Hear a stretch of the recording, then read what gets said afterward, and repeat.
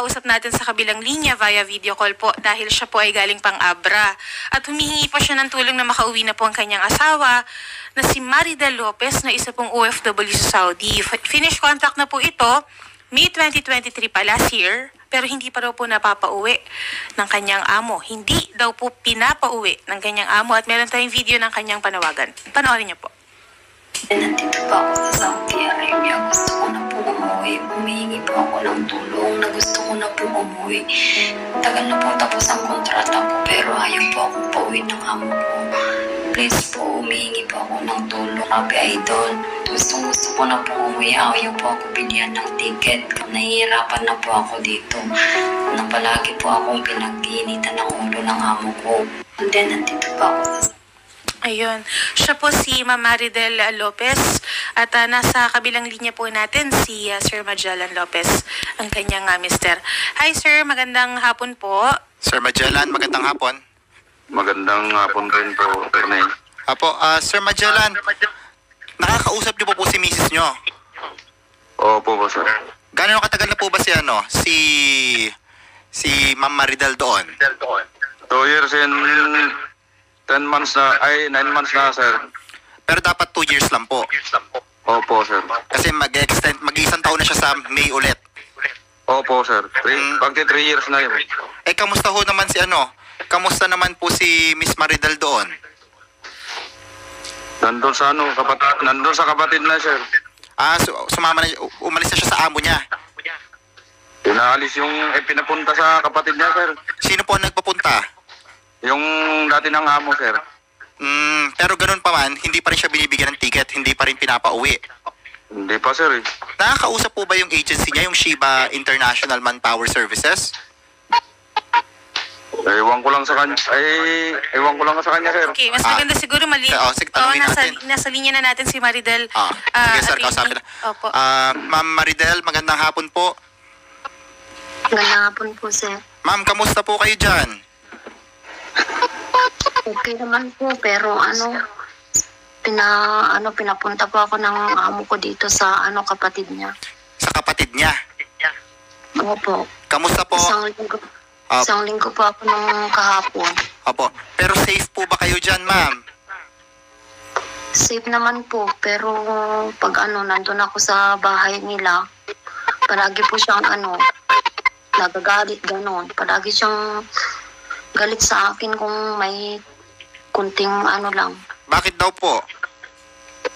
Ewan ko, kahit nag-away silang mag-asawa, nadadamay po ako. Pero ma'am, yung simula po ng simula po ng kontrata nyo, ganyan na siya, yung 2 years pa.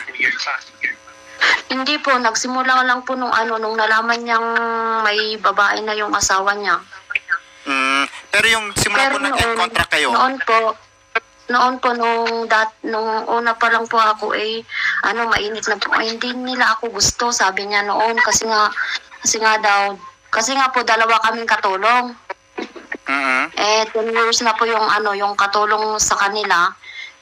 Sabi niya, hindi daw akong magaling maglinis, ganito, ganyan, sabi niya. Itong, malapit na matapos yung kontrata ko, sabi ko, kung ayaw mo ako, bakit, pauwiin mo na lang ako pagkatapos ko na ng kontrata ko, sabi niya.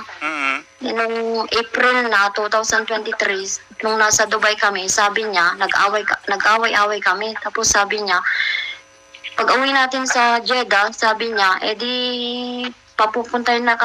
papauwiin ka na namin, ka na namin sa embassy, sabi niya. Sabi ko, kahit na ngayon na Sabi ko sa kanya, bilan mo ako ng ticket, sabi ko, ipapauwiin mo na ako sa Jeddah, tapos pupunta ako sa embassy, sabi ko sa kanya. Pero sige. Hindi naman ho kayo sinasaktan dyan, ma'am. Sinubukan niya po akong saktan yung lalaki, pero sabi ng asawa niyang babae, wag mong saktan, sabi niya. Pero dinuraan po ako sa harap-harapan. Okay. Yung ma'am, yung manpower nyo ba, hindi nyo nakakausap, yung Shiba International? No, this week lang po, siya nag-message sa akin. Pero ever since, ma'am, ever since kinokontakt nyo na tapos na ang kontrata nyo at hindi pa kayo pinapauwi? Kinausap ko yun nung agent ko, pero sabi niya po, Pero sabi niya po, wala daw siyang may tutulong sa akin kasi natapos na daw po yung kontrata ko. Okay. Ayun lang po nire-reply sa inyo. Dinidribble lang kayo, kumbaga. Okay, nung nalaman na nilang nagpapatul po ako, doon lang po ako inad sa messenger. Okay. Sige, ma'am. Andito naman sa kabilang linya, no, si Miss Evelyn Yang, yung welfare officer. Siya po ba yung nakakausap nyo? Hindi po, si Ma'am Rose po yun. Ma'am Rose. Okay, sige. Tanong natin sa kanya, no? Sige, Miss Evelyn Yang. Magandang hapon po. Good afternoon po. Ma'am, good afternoon. Si Attorney Ilaya po ito ng Wanted sa radyo. Apo. Apo, ma'am, andito po sa kabilang linya natin si Miss Maridel Lopez, no? Supposedly, sa inyo siya. Napadala nyo sa Middle East. Nag-end contract na as early as May last year pa. Pero hanggang ngayon, ma'am, andun pa rin po. Bakit po ganon? Oo nga po, sir eh. Kasi yung sarado na po yung FRA. Yung former employee naman po nila, nakakausap naman po namin. Kaya lang, itong lately, hindi na po siya nagre-respond. Sino ang hindi nagre-respond? Yung kausap po namin dun sa FRA. Yung Pero ma'am, aware kayo na no? Aware kayo na end contract na to? Opo, ano na lang naman po namin yan nung nakareceive na po kami ng email na ayaw siyang pauwiin ng amo. Kaya nga ma'am, wala kayong ginawang extraction sa kanya since end contract na? You would have been informed kung nag-renew siya ng contract, tama po? Opo. O, edi alam niyong walang contract na bago, tama po? Opo. Bakit po hindi siya pinauwi? Hindi siya ginawa ng paraan para maiuwi dito sa Pilipinas? Gayong nagme-message naman po pala sa inyong iuwi siya sa Pilipinas. Ito na lang po siya nag-message, sir. Hindi na sila kasi nakamonitor. Yung ano niyo daw, message daw niya yung ano niya. Message daw niya yung agent niya, si Ma'am Rose. Agent, staff po yun. Oh, yun. And even then, you should have been aware na tapos na ang kontrata niya as early as May 2023. Opo. Wala daw kayong ginagawa eh. Meron naman po, kinukontak po namin yung dati pong employee po dun sa FRA.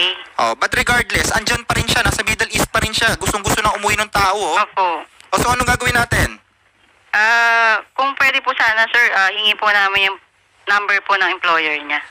Number ng employer? Wala ba kayong kopya? Wala kayong number ng employer niya? Hindi na po makontak po, sir, dun sa kontrata niya, yung employer. Hindi ba trabaho nyo dapat yan? Dapat lahat ng pinapadala nyo sa ibang bansa, monitor dyan, asan sila, sino ang employer nila, anong contact number ng employer nila. Tama po? Opo. Dahil kung magkataon, ay kung magka-emergency, o tulad niyan, there are threats na masaktan si Ma'am Maridel doon. Paano gagawin natin? Hanapin nyo pa rin yung number. Hingin na lang po namin yung number, sir. Kami na po kukontak sa employer. Ngayon lang, nung tinawagan na kayo. Ngayon lang, nung lumapit na dito sa tanggapan. Dapat, ma'am, responsibilidad nyo po yan, ma'am. Responsibilidad Opo, sir, inaano ng... po namin sa FRA.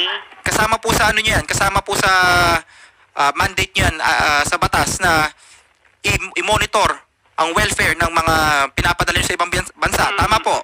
Opo, tama po. Okay, so ang madalit sabi dito, ma'am, hanggat hindi nyo nakukuha number na employer, ay hindi natin makapauwi hindi nyo magagawa ng paraan para maiuwi si Miss Maridel. Tama po? Sir, gagawa naman po kami ng paraan eh. Hingi na nga po sana kami ng tulong sa polo eh. Kaya naman palang gawa ng paraan. Bakit kailangan pa umabot dito, ma'am? Kailangan pa tumagal ng 9 months sa Middle East yung pinadala nyo. Ganun ba kayo sa lahat ng pinapadala nyo, ma'am? Hindi naman po, sir. Bakit ganito nangyari kay Miss Maridel? Kasi nga po yung FRA po, sir. So hindi na lang ginawa na paraan, hinayaan na lang doon si Miss Maridel. Nung una po kasi sumasagot naman po sila, ngayon hindi na po. Hindi Hindi na sila nagre-respond. So hindi nyo minomonitor talaga yung ano nyo, yung mga pinapadala nyo dito? Minomonitor naman po, sir, through FRA.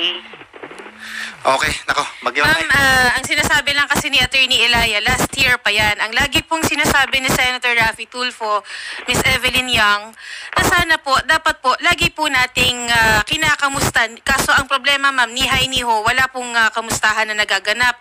Ultimo employer nila, ma'am, wala po kayong contact. Di po ba? So, yan lang po yung sinasabi ni Attorney Ilaya na sana po dapat lagi kayong updated.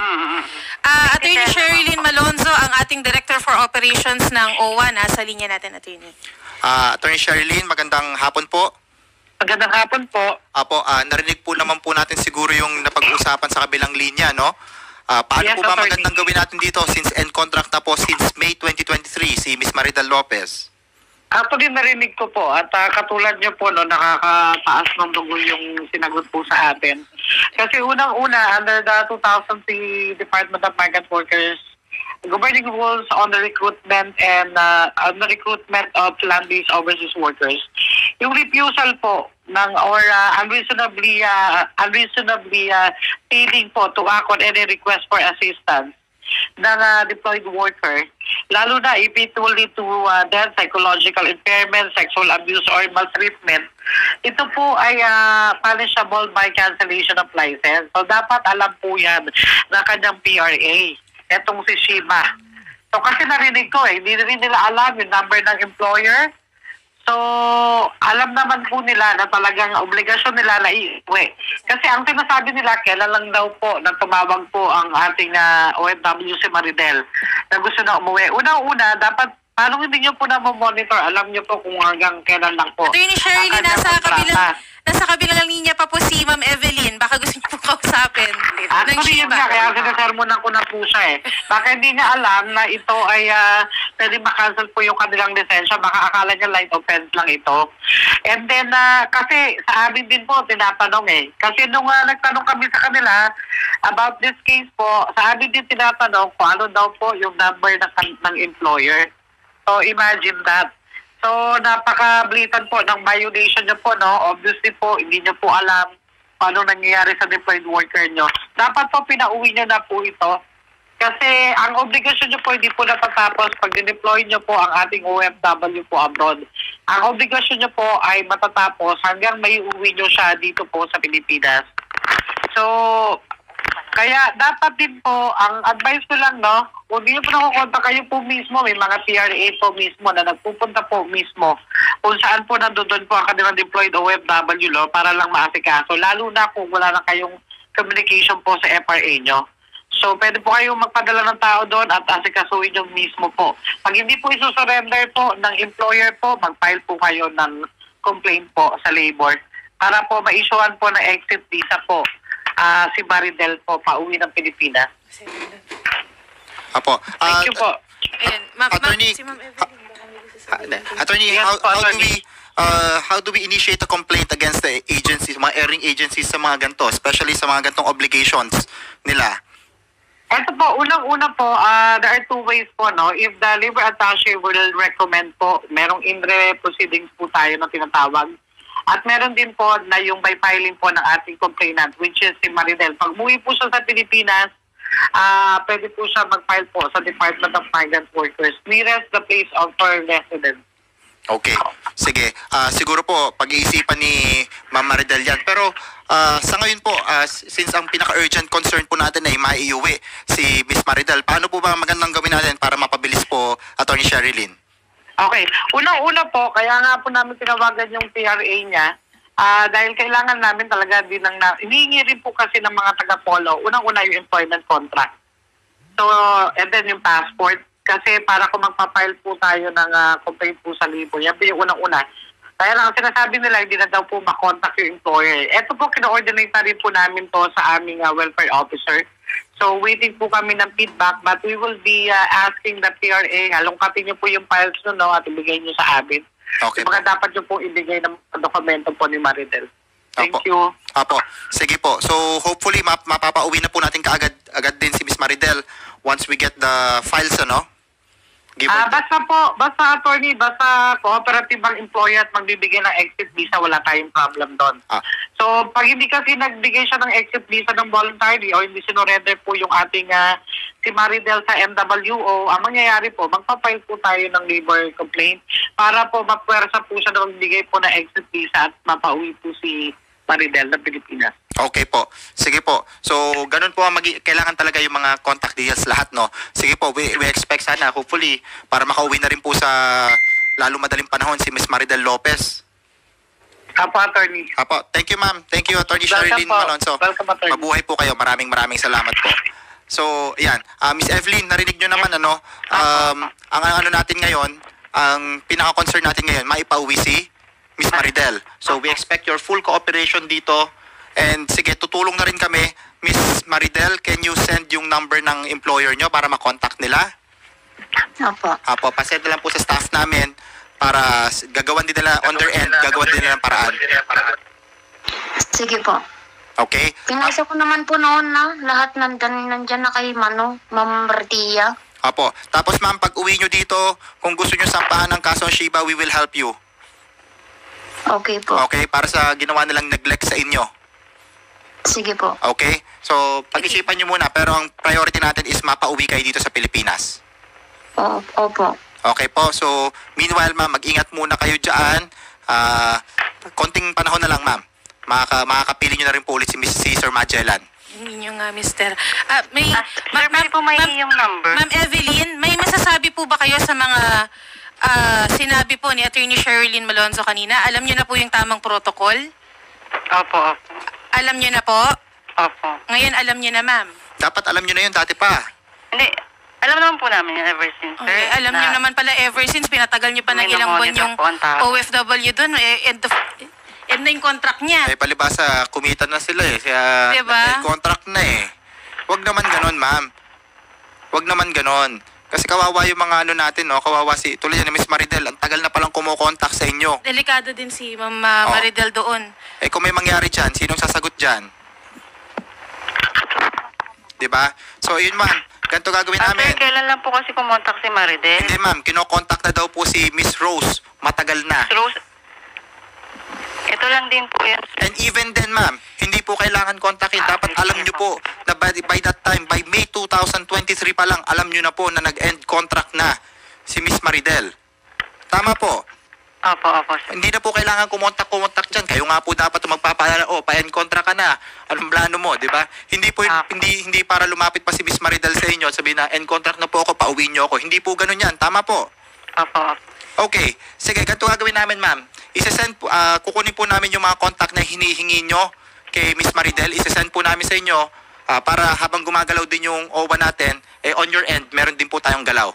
Opo, sir. Okay po. Ang priority natin dito, ma'am, mapauwi ha. Mapauwi sa lalo madaling panahon si Miss Maridel. Opo. Okay po?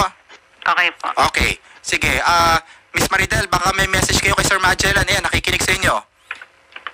Sir, ang gusto ko lang po ay kung may pagkakataon lang po na na mapauwi ako ng mabilisan, gusto ko po umuwi ng mabilisan kasi po na ako ng amo ko dito na-stress niya po ako. Yes, ma'am. Ayan po ang napag-usapan natin with OWA and syempre ito with the cooperation na rin ng Shiba International. Nakalampag naman na. Nakalampag na sila, gagalaw na. Opo, kasi lagi po silang nag-aaway mag-asawa pag nandun ako sa bahay. Pinag-iinitan po ako Apo. Rescue na natin. Kaya ayaw ko na pong mag-stay sa kanila. Kailan daw ba kayo? Kailan daw ba kayo babalik? Magra-Ramadan po. Kailan daw ba kayo ibabalik sa sa amo nyo talaga? Baka bukas uuwi na po kami o kaya Saturday po. Sige ma'am, try namin na kayo ipa-rescue dyan para at least waiting na lang kayo talaga makauwi. Opo, kahit mag-stay na lang po ako sa sa embassy o kaya sa UWA, ganun na lang po. Sige po, we have your details naman ma'am and ayun, nakaradyo na rin naman kila Attorney Sherilyn Malonzo ng OWA. So, tingnan natin para mapupull out na kayo.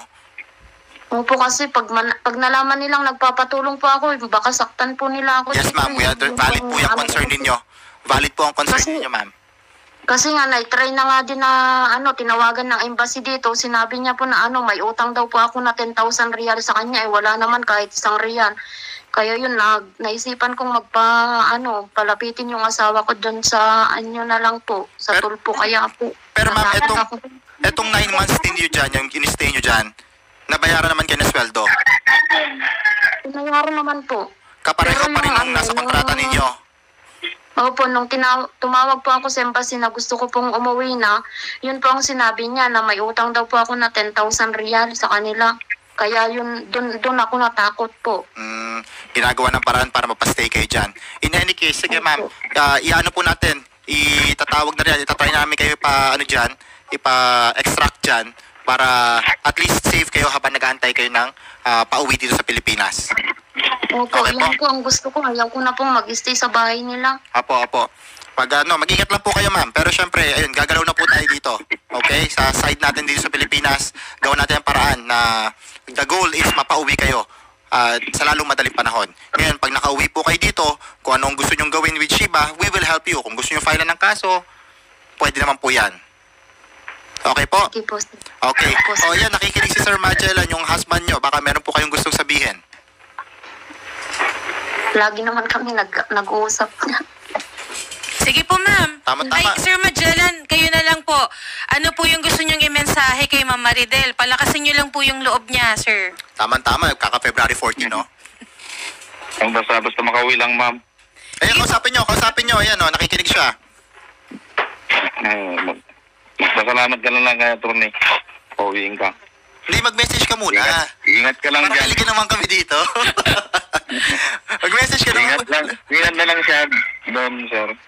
Ayan, no, kausapin mo mismo. Wag ako kausapin mo, si Miss Maridel. Ayan, no. Mag-iingat ka na lang dyan. Ano man tawagan nyo? Lambingin mo naman. Palakasin mo naman yung loob. Oo. Sige, dali, kausapin mo. Lagi kami nag-uusap, sir eh. Mahihain ka, Magellan. Ay, ikaw na lang, Miss Maridel. Baka may gusto kang sabihin sa iyong esposo.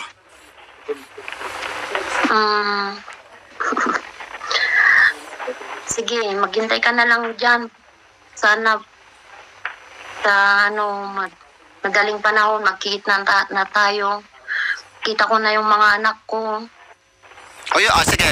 Kung ayaw mag-message sa inyong esposo, sa mga anak na lang, ma'am. Baka may message kayo sa inyong mga anak. Mapapanood po nila ito.